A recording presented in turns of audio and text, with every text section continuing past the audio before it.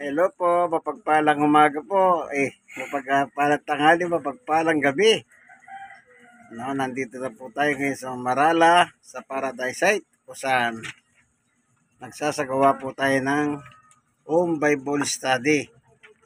Ano po, ngayon, naging kaugalian na po namin bago kami magsisimula. Kami po muna ay umahawit sa Panginoong Diyos. Nahandugan muna namin ang Panginoong Diyos ng isang awit. Gaya ng awit na, kay buti-buti mo, Panginoon. Yan. Ito po. Praise God. Kay buti-buti mo, Panginoon, sa lahat ng oras, sa bawat araw, Ika'y naging tapat kung magmahal. iyong kaway pawalang hanggan. Pinupuri sila samba kita, dakilang Diyos at Panginoon.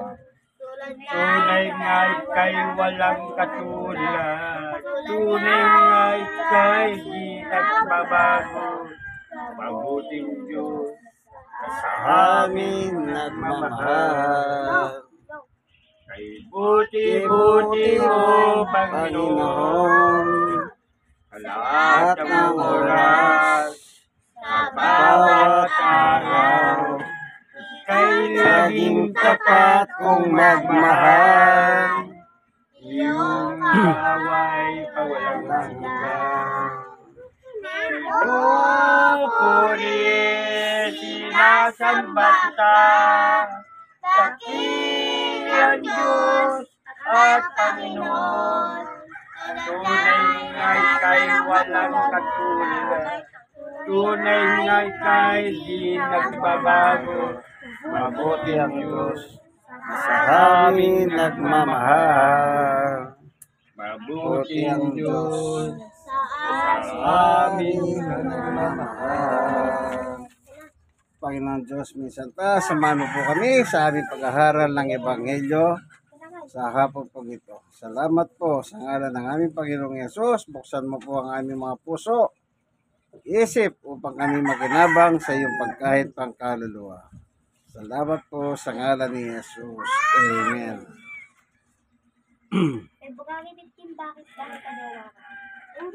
Basahin mo, Tatay Ogos, yung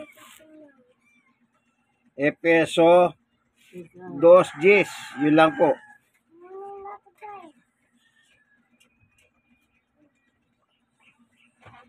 Yan. Titignan natin ang pagkalika sa atin ng Diyos.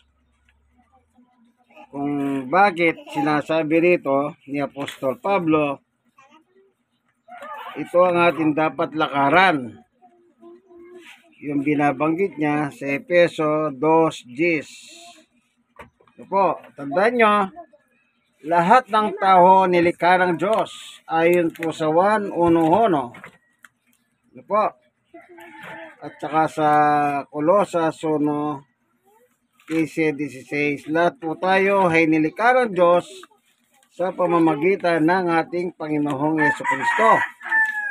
Ano po, kung wala siya, wala pong nalika sa atin. Tandaan ninyo, nilikha tayo sa pamamagitan ng ating Panginoong Yesus. Amen. Amen. Okay. Ayan o.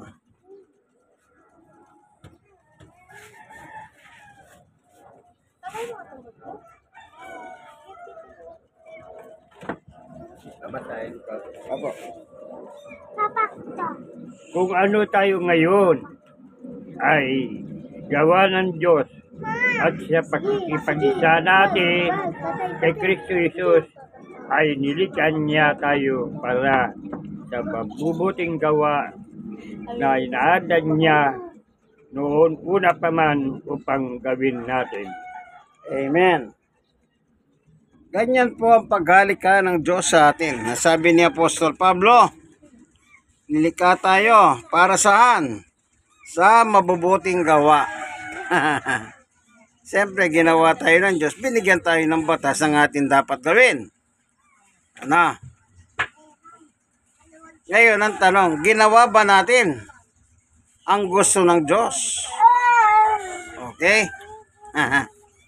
Kasi, si Pablo na rin po ang nagsabi na lahat tayo nagkasala. So, ibig sabihin, di natin nagawa. Di natin nagawa yung utos ng Diyos. Nung una pa man. Oh, di po ba? Tingnan natin sa Roma, si Pablo din po nagsasalita. Tatay Ogos, Roma 3:23. Tingnan natin. Oh, kung tayo po ay nakatupad sa utos ng Diyos, Roma 10. 23. Roma 3:23 po. Roma chapter 3 verse 23. Tignan natin kung tayo ba'y nakatupad sa utos ng Diyos. Ha? Kasi si Pablo rin po nagsalita doon sa unang binasa ni Tatay Ogo sa Efeso 2:10. Tignan natin kung nakasunod tayo. Apo. Ngayon, gumagamit tayong Biblia, ang dahilan para tayo matuto. Dahil ngayon ay buwan ng pag-ibig, kaya yan ay related sa pag-ibig ng Diyos. Ang ating tinatalakay. Yan. Inahanap po ni Tatay Ogos, Roma chapter 3 po, chapter 3. 10. Chapter 3, verse 23. 3:23 po. Ayan. Inahanap ni Tatay Ogos. Ayan.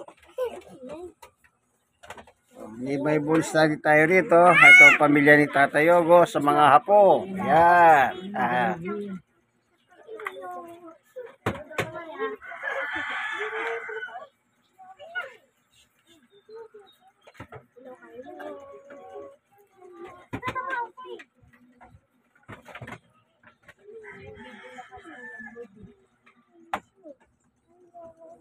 Oh, Tatay Ogos.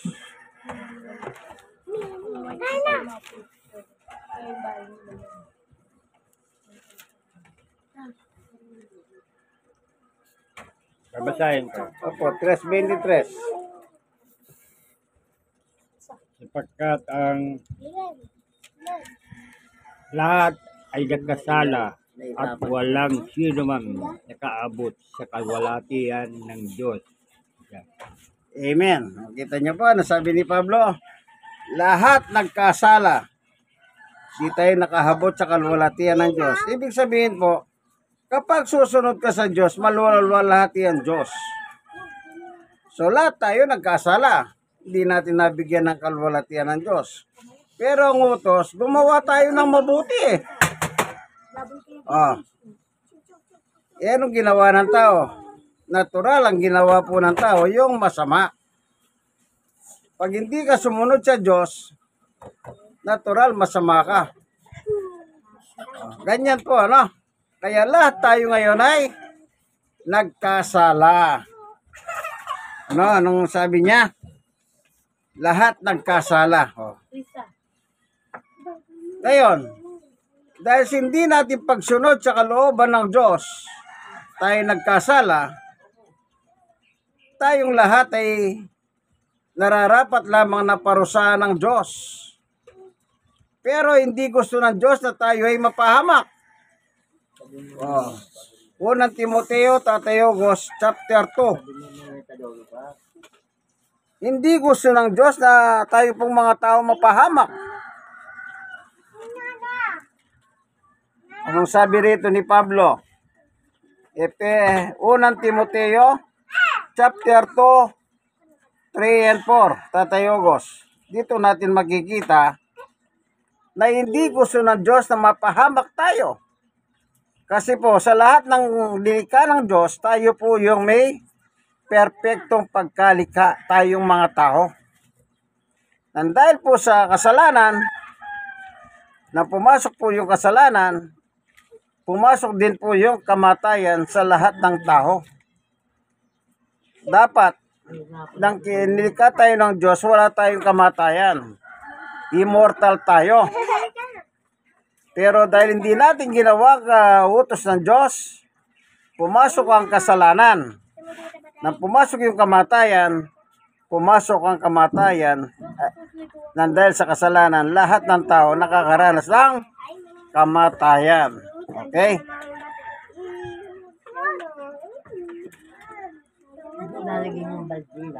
Yan, pag-ibasa Tatay Ogos. Unang Timoteo, chapter 2, 3:5. Ay, 3:4. Yan. 3-4.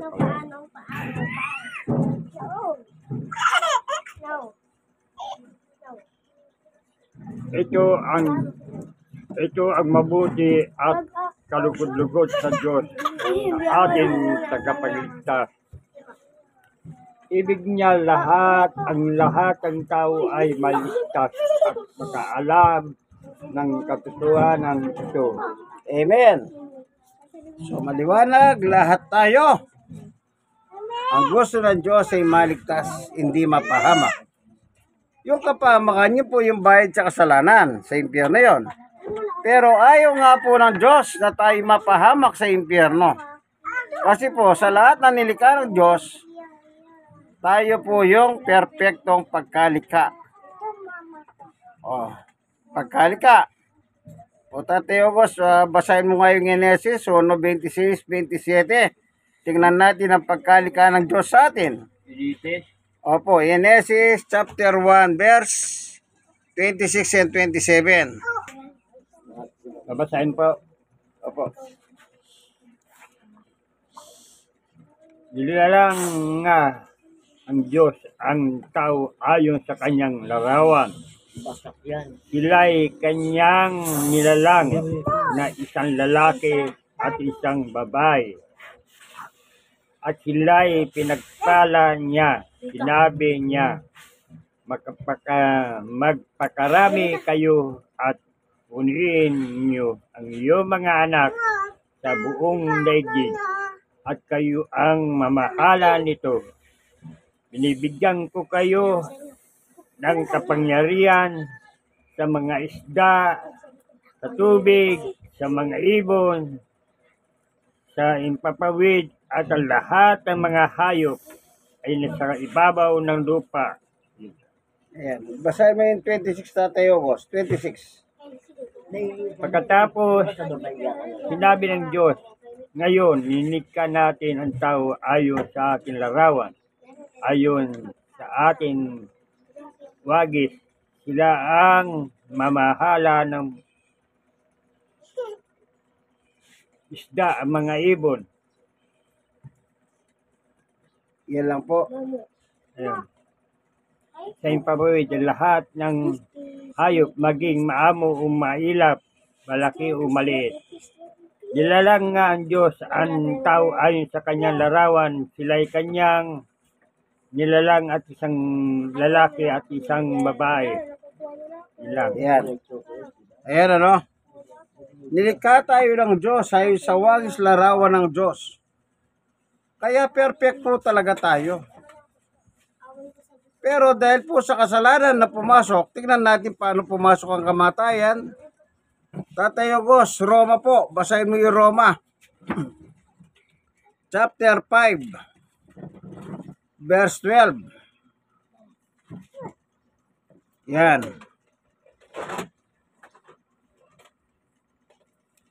Trece.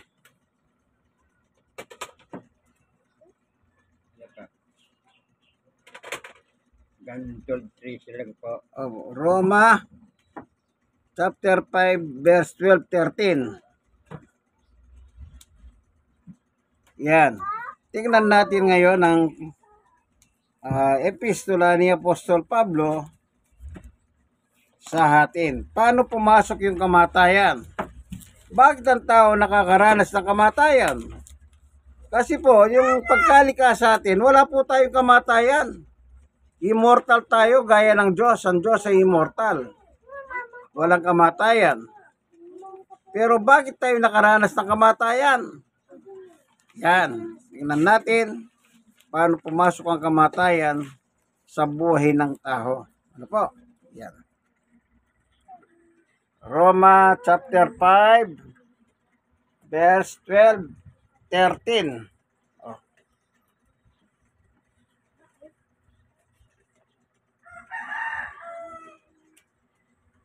Yan, Nana. Basa Tatay Yogos, yan o.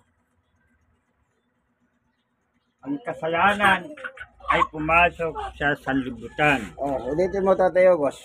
Ang kasalanan ay pumasok sa sanlibutan sa pamagitan ng isang tao at ang kamatayan ay pumasok sa pamagitan ng kasalanan. Dahil dito, lumaganap ang kamatayan sa lahat ng tao sapagkat ang lahat ay nagkasala na sa sanlibutan na ang kasalanan bago binigay ang kautusan. Ngunit kung walang kautusan, ang kasalanan ay hindi natuturing na kasalanan. Yan. Kung wala pong kautusan, walang kasalanan. Ano po? Dahil doon salita ng Diyos sa unang tao, si Adan at Eva, nalabag nila yung utos ng Diyos. Yan. Kung wala pong kautusan sana kay Adan at Eva, wala tayong kasalanan.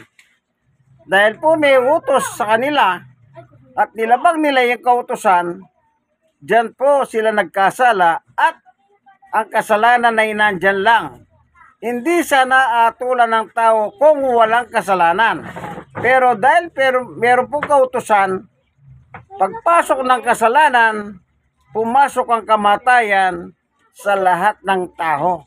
Kaya yung immortality ng tao nawala po. Kaya ngayon lahat ng tao nakakaranas ng kamatayan physically. May binoburol. Kung wala sanang kasalanan, di wala sanang kamatayan. Wala sanang puninarya. Nung may kamatayan, may puninarya. Sabi nga nila, yung puninarya daw, nananalangin na araw-araw. Sana may mamatay. Ewan, kung gaano katotoo, no? Ngayon, nandyan lang ang kasalanan, sabi niya. Kung ay nandyan lang ang kamatayan, kung walang kautusan, wala sanang kasalanan. Ano po? Ngayon, ang pinagkumpara ni Pablo dito, yung dalawa, si Adan at saka si Jesus. Anong sabi niya pa rito? Meron pa siya sinabi rito. Ano po? Tignan natin yung sinabi niya. Ano? Yung tungkol sa kanilang dalawa. Ayan, ano? Roma 5, 18, 19, 20, 21. Diyan ipinaliwanag ni Pablo, paano tayo mapapawalang sala? Ano po? Mapapawalang sala. Kasi po, nagkasala nga tayo, ano? Kaya siya pililiwanag niya sa atin, between two, si Jesus at saka si Adan. At paano tayo matatanggal ng kasalanan? Okay, Tatay Ogos. Nakita mo na ba? 18, 19. 20, 21 po. Ang kaloob na ito ay hindi katulad ng binuga ng Chapter 5 ah. Chapter 5. 18. Sa 18.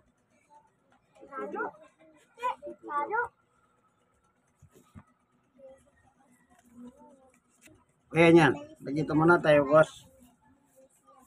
at kung paano ang pagsuway ng isang tao ay nagdudulot ng kapulusan sa lahat.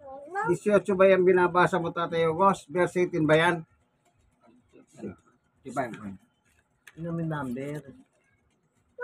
Sa 18 nyo po simulan. Chapter 5, 18. 18 kayo magsimula. 19, 20, 21.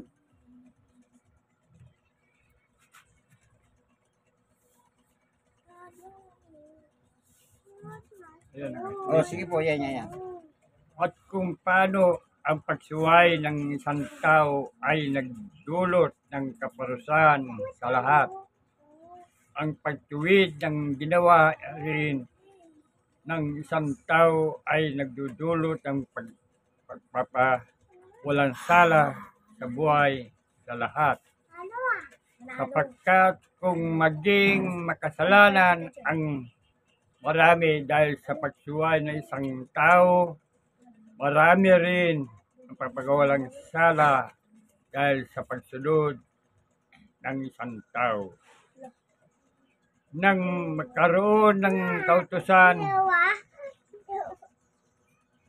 dumami ang pagsuway, ngunit ang pagdami ng naman ang mga pagsuway ay lalong sumagana ang kagandang loob ng Diyos. 21.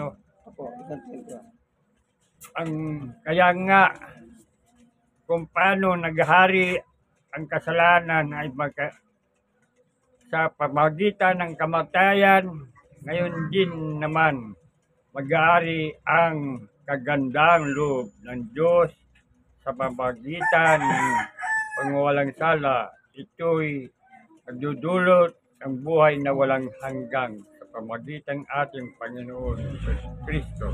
Amen. Oh, maliwanag po ha. Yan po yung comparison ng dalawa.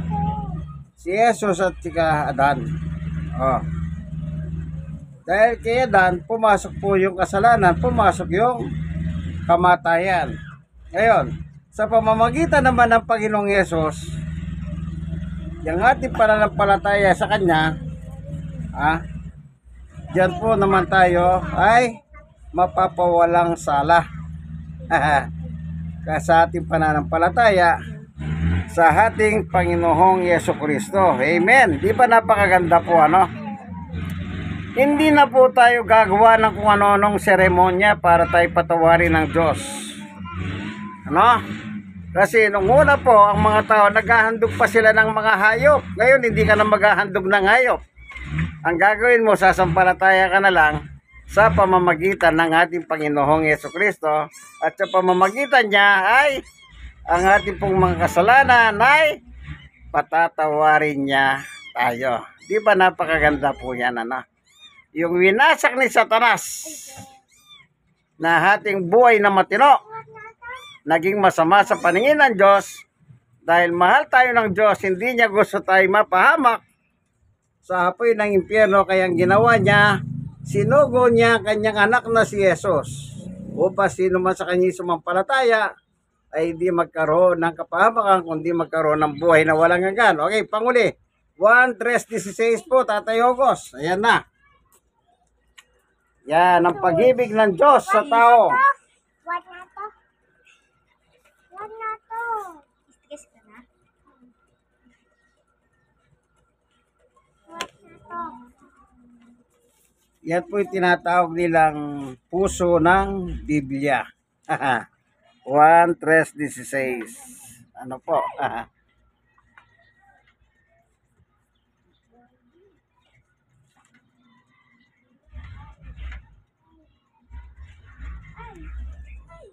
Ibasa po Tatay Ogos. O 1:3:16.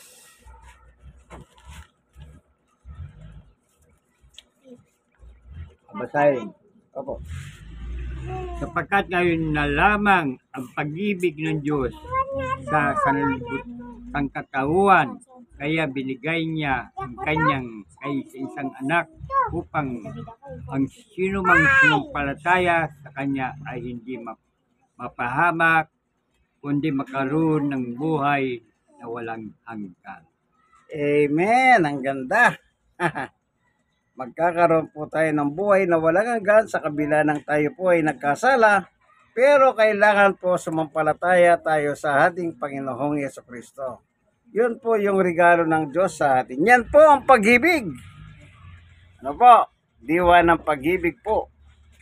Ngayon po ay buwan ng Pebrero, araw ng mga puso. Sige, awitin natin ng Diyos ay pag-ibig. Pag-ibig ang siyang pumukaw sa ating puso, kaluluwa, Ang siyang nagdulot sa ating buhay ng gintong araw at pag-asa, pag-ibig. ibig, Ang siyang siyang buklod natin, di mapapawi kailan pa man, sa puso't diway, Tayo'y tayo'y isa lamang, kahit na tayo'y nagkawalay. Pagkat ang Diyos natin, Diyos ng pag-ibig, magmahalan tayo'y magtulungan. At kung tayo'y bigo, ay huwag limutin na may Diyos tayo magmamahal. Sikapin sa ating pagsuyo, ating ikalat sa buong mundo.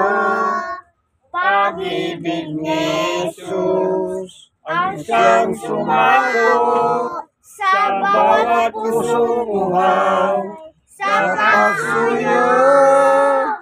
pagkat At ang Diyos natin, Diyos ng pag-ibig, magmahalan tayo'y magtulungan.